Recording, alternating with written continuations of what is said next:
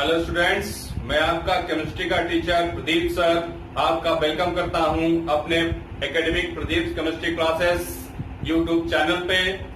इससे पहले के लेक्चर्स में हम lecture 7 haloalkane and haloarene complete कर चुके हैं। आज मैं आपके लिए लाया हूं lecture 8 hello alkanes and haloarenes का, जिसमें हम पढ़ेंगे chemical reaction of haloarenes का part first.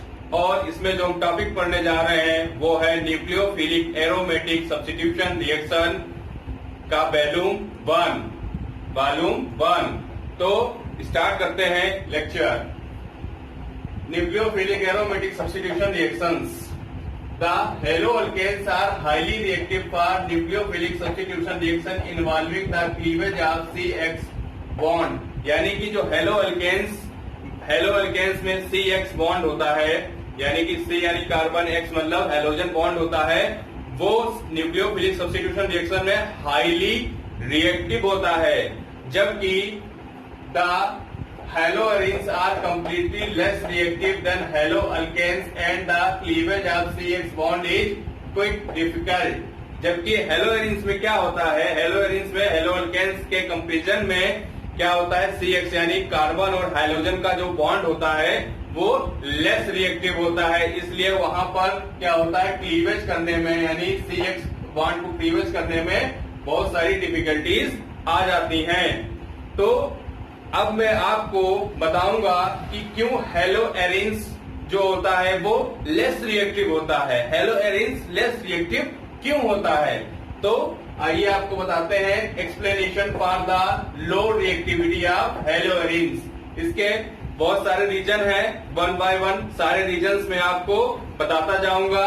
Reason number first है कॉन्जुगेशन इफेक्ट। कॉन्जुगेशन इफेक्ट या रेजोनेंस इफेक्ट भी इसको हम बोल सकते हैं। तो कॉन्जुगेशन इफेक्ट में क्या होता है, कॉन्जुगेशन इफेक्ट में क्या होता है कि in halo arenes the electron pairs on the halogen atom are in conjugation with the pi electron pair of the ring resonating stabilized। यानी कि इसमें क्या होता है कि जो हेलो एरीन्स होता है उसका जो उसमें जो इलेक्ट्रॉन है, ठीक है, उसमें जो पाई इलेक्ट्रॉन होता है, पाई इलेक्ट्रॉन वो क्या करता है, रिंग में कंजुगेशन में चला जाता है और फिर वो रेजोनेंस के थ्रू क्या हो जाता है, वो स्टेबलाइज हो जाता है। इस कारण से क्या होता है कि रिंग स्टेबलाइज होती है। जब स्टेबलाइज होती है तो क्या होती है, बाकी के जो अटैकिंग रिएजेंट होते हैं उनके लिए क्या हो जाती है, लेस रिएक्टिव हो जाती है। चलिए देखते हैं किस तरीके से इसमें क्या होता है,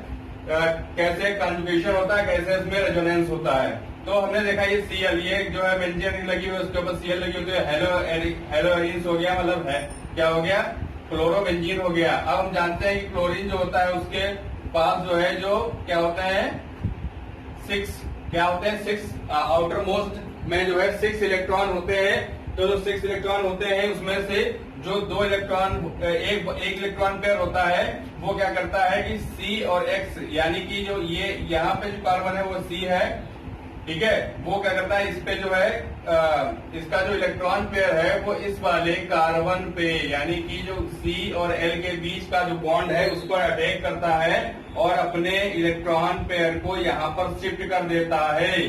जब यहाँ पर इस कार्बन पे इलेक्ट्रॉन शिफ्ट हो जाता है तो यहाँ से पहले से ही डबल बॉन्ड जो प्रेजेंट था वो जो है शिफ्ट हो जाता है अपने पास वाले, यानी यहाँ वाले कार्बन पे। तो पिक्चर कुछ तरीके से बनती है कि यहाँ पर जो है पार्सली पॉजिटिव चार्ज आ जाता है, सॉरी यहाँ पर जो है क्या होता है, पॉजिटिव चार्ज आ जाता है Cl के ऊपर और इस कार्बन के ऊपर पार्सली डबल बॉन्ड आ जाता है और इलेक्ट्रॉन की डेंसिटी इस वाले कार्बन पर ज्यादा हो जाती है और यहाँ पर माइनस चार्ज आ जाता है। माइनस चार्ज आ जाने के कारण ये अपने इलेक्ट्रॉन को इस वाले कार्बन, यहाँ इस कार्बन और इस कार्बन के बीच में शिफ्ट कर देता है। तो जब इसको शिफ्ट कर देगा तो यहाँ पर डबल बॉन्ड आ जाएगा और जब यहाँ पर डबल बॉन्ड आ जाएगा तो इसके जो पास वाले डबल बॉन्ड वाले इलेक्ट्रॉन थे उसके ऊपर इलेक्ट्रॉन का चार्ज, इलेक्ट्रॉन की डेंसिटी ज्यादा हो जाएगी। जब इलेक्ट्रॉन की डेंसिटी ज्यादा हो जाएगी तो यहाँ पर इस वाले कार्बन के ऊपर एक लोन पेयर आ जाएगा और माइनस चार्ज आ जाएगा। फिर ये वाला इलेक्ट्रॉन इधर को शिफ्ट कर देगा तो यहाँ पर डबल बॉन्ड हो जाएगा, और यहाँ और इस वाले कार्बन पर जो इलेक्ट्रॉन डेंसिटी ज्यादा हो जाएगी तो ये अपना डबल बॉन्ड इधर को शिफ्ट कर देगा, तो इसके ऊपर माइनस चार्ज आ जाएगा। अब इसके ऊपर माइनस चार्ज आ गया तो इसने यहाँ पे जो है शिफ्ट कर दिया, इन इलेक्ट्रॉन को यहाँ पे शिफ्ट कर दिया, तो यहाँ पर क्या हो गया, यहाँ पर जो है डबल बॉन्ड आ गया। और फिर इसके बाद जो है जो यहाँ पर पार्शियल डबल बॉन्ड था वो फिर से जो है क्या हो गया, इलेक्ट्रॉन Cl के पास जो है शिफ्ट हो गए, तो जो पहले स्ट्रक्चर था वही स्ट्रक्चर हमको मिल गया। तो इसको हम जो है रेजोनेटिक स्ट्रक्चर बोलते हैं या कोनिकल स्ट्रक्चर बोलते हैं। तो यहाँ पर हमने देखा कि किस तरीके से रेजोनेंस के थ्रू ये क्या हो गया, स्टेबलाइज हो गया। तो यहाँ पर हमने देखा Cl bond acquires a partial double bond character, यानी C और L के बीच में, यानी C और L के बीच में पार्शियल डबल बॉन्ड कैरेक्टर भी देखने को हमें मिलता है। किसके कारण, रेजोनेंस के कारण यहाँ पर पार्शियली डबल बॉन्ड कैरेक्टर होता है।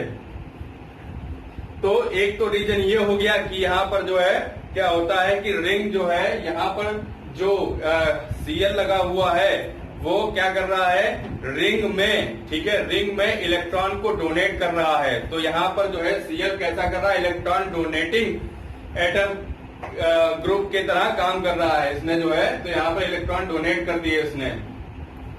फिर हम देखते हैं नंबर 2 क्या है, difference in hybridization states of carbon atom in CX bond, यानी कि CX बॉन्ड में जो है हाइब्रिडाइजेशन स्टेट में क्या डिफरेंस है।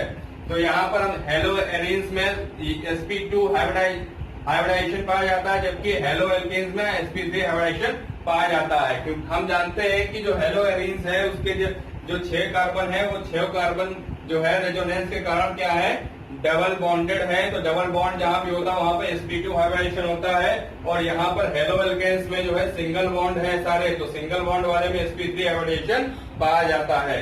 तो यहाँ पर क्या हुआ कि यहाँ पर जो है एक S ज्यादा, सॉरी यहाँ पर एक P ज्यादा है, तो यहाँ पर एक P कम है। जब यहाँ पर एक P कम है और यहाँ पर एक P ज्यादा है, तो यहाँ पर S कैरेक्टर ज्यादा होगा, हेलो एरेंस के पास S कैरेक्टर ज्यादा होगा, और हेलो एरेंस के पास S कैरेक्टर ज्यादा होगा, और हेलो एल्केन्स के पास S कैरेक्टर कम होगा, क्योंकि यहाँ पर P3 है और इसके पास P2 है। तो देखिए halo arenes sp2 hybridized carbon a greater S character is more electronegative and can hold the electron pair of the CX bond more tightly than sp3 hybridization. यानी कि यहाँ पर क्या होगा, S कैरेक्टर ज्यादा होने के कारण हेलो एरीन्स में S कैरेक्टर ज्यादा होने के कारण ये मोर इलेक्ट्रोनेगेटिव हो जाएगा। जब मोर इलेक्ट्रोनेगेटिव हो जाएगा, सॉरी जो है S कैरेक्टर ज्यादा होने के कारण मोर इलेक्ट्रोनेगेटिव हो जाएगा, कैन होल्ड भी electron pair than sp bond more tightly and sp3 hybridization. तो ये क्या हो जाएगा,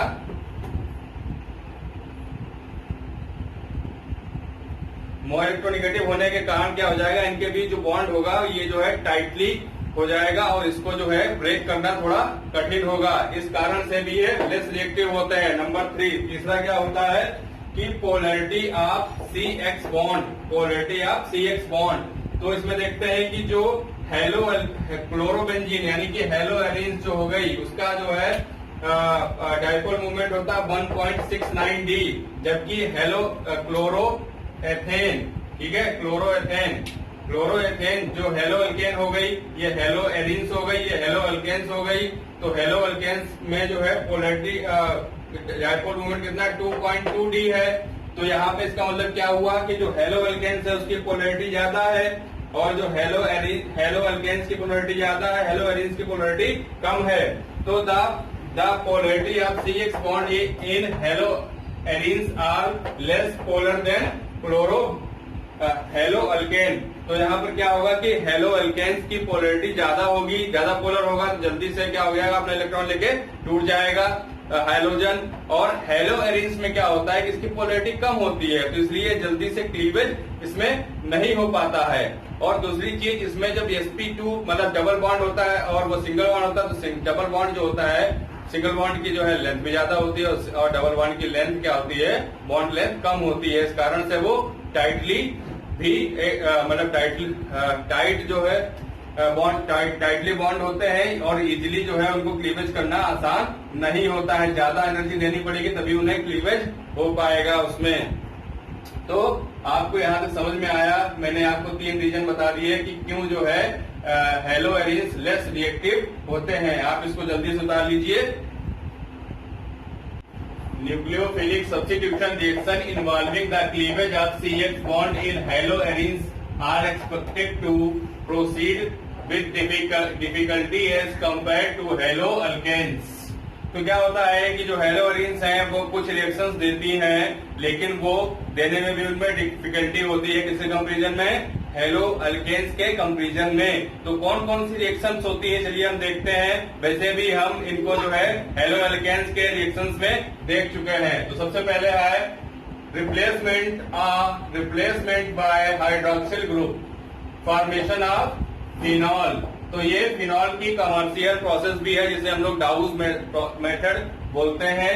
क्या बोलते हैं इसको, डाउज मेथड भी बोलते हैं। तो इसमें हम क्या करते हैं, क्लोरोबेंजीन की रिएक्शन कराते हैं NaOH से। तो यहाँ पर Na+ और OH- के फॉर्म में क्या होगा, निकलेगा। तो OH- क्या करेगा, या न्यूक्लियोफाइल इस पर जो है क्या करेगा, Cl को रिप्लेस कर देगा और खुद यहाँ पर लग जाएगा O और Na।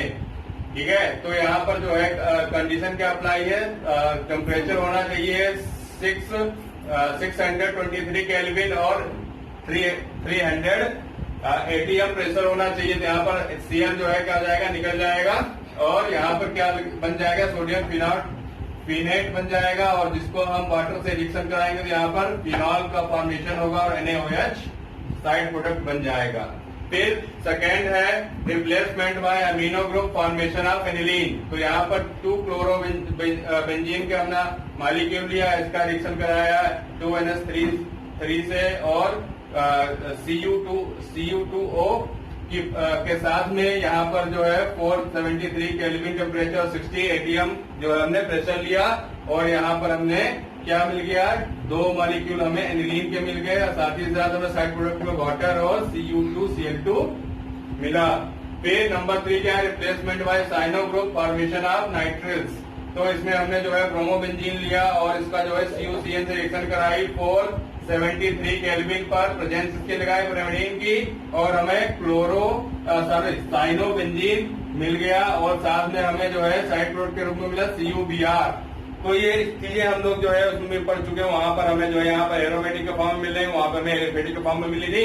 और हम जानते हैं कि जो साइनोबेंजीन है it reactive can be converted into useful products, यानी कि कई सारे यूजफुल प्रोडक्ट्स में ये जो है क्या रहता है, कन्वर्ट हो जाता है। तो इसलिए हम वो भी देख लेते हैं। तो साइनोबेंजीन की अगर हम वाटर के साथ में रिएक्शन कराएंगे तो बेंजोइक एसिड मिलेगा और अगर हम साइनोबेंजीन की रिएक्शन कराएंगे H2O2 के प्रेजेंस में तो हमें बेंजन CONH2 यानी कि बेंजेनोआइड मिलेगा।